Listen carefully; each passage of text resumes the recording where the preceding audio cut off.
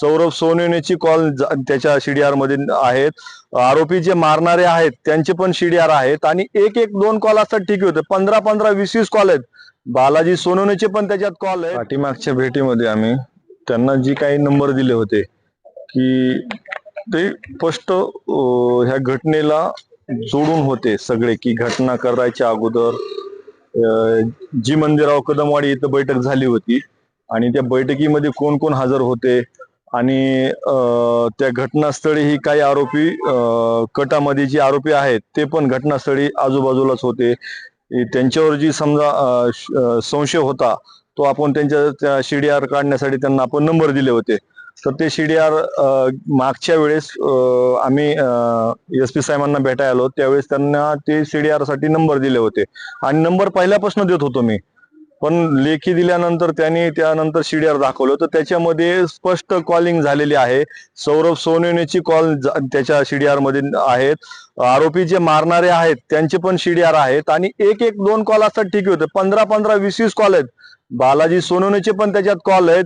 सौरभ सोनवणेचं बालाजी सोनवणेचं हे पण संपर्क झाला, तिथून आरोपी संघ संपर्क झालाय. हे सगळं स्पष्ट सीडीआर मध्ये दिसून आलेलं आहे. आता SP साहेबाला तेच सांगितलं की तुम्ही एवढंच मागत होतात, आज तुम्हाला एव्हिडन्स दिलाय, म्हणलं अरेस्ट करा. तर चालू आहे म्हणले आमची चौकशी आणि अरेस्ट करतो म्हणले. मी त्यांना स्पष्ट सांगितले जर तुम्ही अरेस्ट नाही केलं तर मी जिल्हाधिकाऱ्याला समोर 7 दिवसाच्या आता अरेस्ट नाही केलं तर उपोषण करणार आहे, आमरण उपोषण. माझ्या सहकुटुंबासह घेऊन मी तो आमरण उपोषण करणार आहे.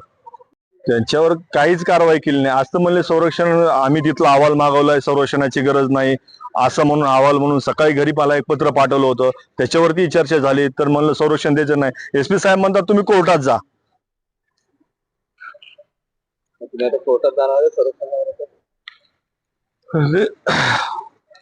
आता उपोषण करणार आहे मी 7 दिवसामध्ये. जे आरोपी आहेत कटामध्ये आणि 2 ते 3 आरोपी ह्या कटामध्ये स्पष्ट आहेत आणि सीडीआर मध्ये स्पष्ट दिसत आहेत. ते SITच्या प्रमुखांनाही स्पष्ट त्यांनी स्वतः सीडीआर मला दाखवलेत आणि ते सीडीआर मध्ये दिसून आलेले आहेत आणि यांचे सगळे जे कॉल आहेत त्यांनी तात्काळ त्याला अटक करून चौकशी करावी.